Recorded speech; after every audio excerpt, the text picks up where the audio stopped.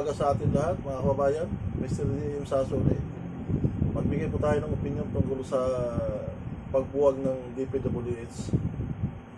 Para sa akin, hindi dapat buwagin dahil hindi naman lahat na empleyado ng DPWH mga gumagawa ng hindi maganda. Meron naman din mga mababait dyan at matitino at may mga pamilyado din yan. Paano naman yung pamilya nila?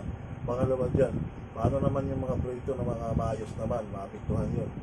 So, ang gagawin siguro, iripasuhin ng maayos.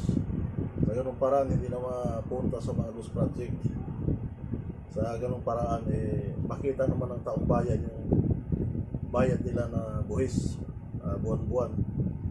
Nakataon lang siguro ito, DPWH ang naimbestigahan. Pero kung lahat na sa ngayon ng gobyerno imbestigahan ito, hindi lang siguro ito yung may problema. So, umaasa tayo sa mga magigiting natin ng mga senador at mga congressman na matitino. Alam ko naman na marami pang matitino. Sana ay pasuhin ng maayos at saka panahon na rin siguro na ibalik yung mga death penalty doon sa mga tao na gumawa ng kakurakutan, nagwaldas ng pera ng bayan.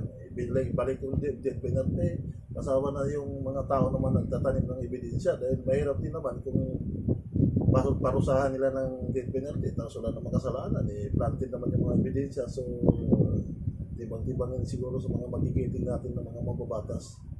Maraming salamat at mabuhay po tayong lahat. God bless.